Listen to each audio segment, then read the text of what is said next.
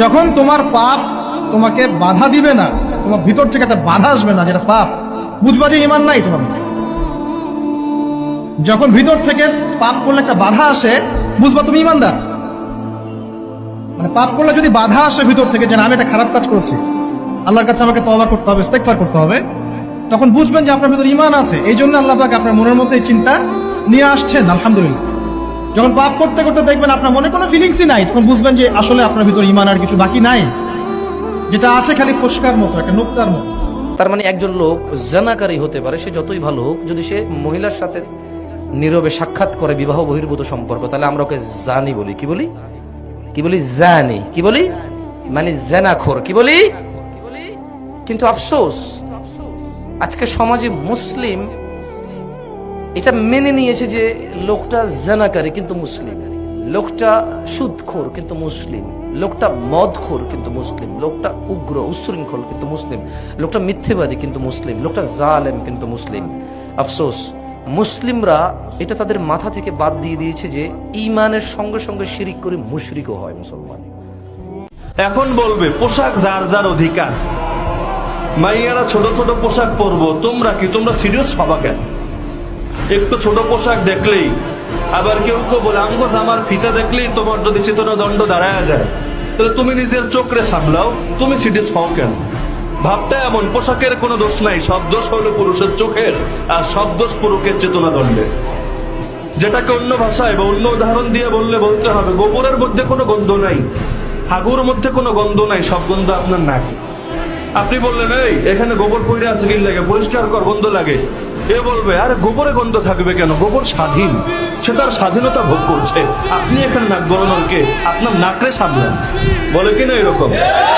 একই টাইপের উদাহরণ এবং একই টাইপের দলিল দিবে। আমরা ছোট ছোট পোশাক পরছি, কি হয়েছে, তোমরা টাকাও কিনলে, নজরের হেফাজত রেখো। কেউ কেউ আরো অ্যাডভান্স কোরআনের আয়াত শুনে যায় যে সূরা নূরে আছে, আরবি তো বলতে পারে না, বাংলাটা বইলা দেয়, মুমিনদেরকে বলে দেন তারা যেন দৃষ্টিরে নামায় রাখে আর নিজেদের ডান্ডারে হেফাজত করে। বলে না এটা? আয়াতটাও শুনে দিবে। তো নিজে ঠিক হয়ে যাও তুমি, আমাদেরকে নিয়ে চিন্তা করার দরকার কি? তাহলে খুব স্বাধীন না যে পোশাকের ব্যাপারে কোনো আপত্তি করতে পারবেন না, গ্রামে গঞ্জে মফস্বল এলাকায় যে পোশাক ইচ্ছা সে পোশাক পরে যাবে। এমনকি হাইকোর্ট থেকে পর্যন্ত এটা নিয়ে মন্তব্য করলো যে নরসিংদীর ঘটনায় যেই নারীকে জড়িয়ে পুরো মামলাটা দাঁড় করানো হয়েছে এবং একটা 60 বছরের বয়স্কা মহিলারে 2 মাস জেল খাটানো হয়েছে, এটা ঠিক হয় না, এটা ভুল হয়েছে। এই যুগের শ্রেষ্ঠ যুবক সে যে বলতে পারবে বুক ফুলিয়ে, বাবা মা আপনাদের যাকে মন চাই বিয়ে করান, আমি রাজি। ঠিক কিনা বলেন না? আমি মনে করি সে সমাজের শ্রেষ্ঠ যুবক বর্তমান সময়ে, যে তার বাবা মাকে এখতিয়ার দিতে পেরেছে, এই বাবা মাকে তাদের স্বাধীন ইচ্ছা দিতে পেরেছে যে আপনাদের যাকে মন চায় আপনি শাদী করাতে পারেন, আপনাদের কথা মতো আমি প্রস্তুত আছি। আমি বিশ্বাস করি ওই সংসারে সারা জীবন বাবা মার দোয়া থাকে। ইফতারির আগে যে দোয়া, ওইটা আল্লাহ ফিরায় না। ইফতারি করার আগ মুহূর্তে আমরা যে পেঁয়াজ, আলুর চপ, বেগুনি, হ্যাঁ এগুলো খান আপনারা? রুয়াবজার শরবত খান নাকি? এই যে সাজায় রাখা হয় ডিজাইন করে, এইগুলো রেখে যখন দোয়া করেন, এই দোয়াটা আল্লাহ শুনে খুব। আল্লাহ বলে কিরে ফেরেশতারা, ঘটনা কি, এত খাবার কেন? আল্লাহ রোজা রাখছে, কি চায়? আল্লাহ ক্ষমা চায়। তো খায় না যে তৃষ্ণার, তো আল্লাহ আপনার ভয়, আমারা দেখছে না, আল্লাহ আপনারা দেখে নেই, জান্নাত দেখে নেই, আমার জাহান্নাম দেখেছে, আল্লাহ কিন্তু জানে। তারপরে ফেরেশতাদের মুখ থেকে বের করা হবে, সুবহানাল্লাহ পড়ে, আমার জাহান্নাম দেখেছি কিনা বলো। ফেরেশতারা বলে না, জাহান্নাম দেখে নাই। আমার জান্নাত দেখেছে কিনা বলো, জান্নাতও দেখে নাই, কিছুই দেখে নাই, আপনারও দেখে নাই। আল্লাহ এবার খুশি হয়ে যাবে। আমার খুশির জন্য আমার ভয়ে তৃষ্ণার্ত ক্ষুধার্ত সামনে খাবার হাত বাড়ালেই খেতে পারে, গ্লাসটা তুললেই পান করতে পারে, আমার ভয়ে খায় না, আমার ক্ষমা চায়, আমার কাছে ক্ষমা প্রার্থনা করে। এখন আমার বান্দা যা দোয়া করবে, বান্দার সব দোয়া আমি কবুল করে নেব। ভাইয়ের স্ত্রীকে ভাবি না ডেকে বড় আপু ডাকাটাই সবচেয়ে উত্তম। এই জিনিসটা বুঝবেন, আমি কেন বলছি আপনারা একটু পরে বুঝবেন। ভাইয়ের স্ত্রীকে ভাবি না ডেকে বড় আপু ডাকা, স্বামীর ভাইকে দেবর না ডেকে ভাইয়া বলে ডাকা, এটাই সবচাইতে উত্তম বর্তমানে। কারণ এই পর্যন্ত কোন ভাইয়ের হাতে বোনের ইজ্জত লুণ্ঠন হয় নাই। এটা একটা কমন সেন্সের বিষয়, একটু বুঝবেন। আপনি যখন মাথায় বসাই নিবেন এটা আমার বোন, শয়তান আর এখানে দুষ্টামি করার কোনো সুযোগ। বোনে যখন বসাই নিবে এটা তো আমার ভাই, ওই দুষ্টামি করার কোনো সুযোগ, কারণ সম্পর্ক হয় পরে, দুষ্টামি শুরু হয় আগে।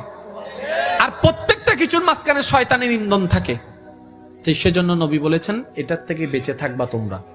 তা আমার একটা পরামর্শ থাকবে, ভাইয়ের স্ত্রীকে আমরা ভাবি না বলে বড় আপু বলে ডাকবো। বড় আপু ডাকবো। আর আমার ভাবি যারা আছেন, ভাইয়ের বউ যারা আছেন, ওনারা আমাদেরকে ভাইয়া বলে ডাকবেন, বড় ভাইয়া, ছোট ভাইয়া। তাহলে এই সম্পর্কটার মধ্যে একটা পবিত্র ভাব চলে আসবে। আরেকটা অনুরোধ করব, মানলে পারলে রাখবেন, সন্তানদের মধ্যে একজন থাকুক, দুইজন থাকুক, ভাইয়ের ছেলে থাকুক, বোনের ছেলে থাকুক, মেয়ে থাকুক, যারা থাকুক, এদের মধ্যে কথা বলা বলে শুরু করবেন আপনি দিয়ে। কি দিয়ে? আপনাদের কাছে অনেকের কাছে এটা অড মনে হতে পারে, কিন্তু এটা ফিউচারে কাজে দিবে। আমার মেয়ে, আল্লাহ আমাকে 3টা মেয়ে দান করেছেন। আমার ভাই মুফতি সাইফুল ইসলাম বাড়িকে আল্লাহ একটা রাজপুত্র দান করেছেন। আমার মেয়ে সৈয়দা সায়াবা বাড়ি সবার বড়, তারপরে সৈয়দা সানেখা বাড়ি, তারপরে হয়েছে আমার ভাইয়ের ছেলে সৈয়দ হুসাম বাড়ি, এরপরে আমার মেয়ে হয়েছে সৈয়দা সাউদা বাড়ি। তাহলে 2 মেয়ে বড়, ভাইয়ের ছেলে 3 নাম্বার, আর মেয়েটা তো ছোট্ট যেটা কোলে, এটা বাদে দিলাম। আমার বড় মেয়ে তার ছোট ভাইকে আপনি করে কথা বলে। আরো মজার বিষয় কি জানেন? হোসাম বলে না, বড় ভাইয়া ডাকে। তো একদিন তারা যখন দুষ্টামি করছে, আমি তাকাই রইলাম, আমার মেয়ে ছোট ভাইকে ডাকতেছে, বড় ভাইয়া, বড় ভাইয়া। দেখি ও দৌড়াই আসছে, বয়সে ছোট কিন্তু ডাকালাম বড় ভাইয়া, বয়সে ছোট ডাকছে আপু। বড়জন মেজজনকে মেজ আপু ডাকে, মেজজন বড়জনকে বড় আপু ডাকে। এটা আজকে বুঝবেন না, যখন সম্পত্তির জন্য বড় হয়ে যাবে, 2-4টা সংসারে কথা চলে আসবে, ওই অভদ্রতা সম্পর্ক নষ্ট আর হবে না। কেন? যখন কারো জন্য মাথায় সম্মানবোধ শব্দ বসে যায়, তার সাথে আমরা বেয়াদবিও করতে পারি না, ঝগড়াও করতে পারি না, সম্পর্কটা সুন্দর হয়ে গেছে।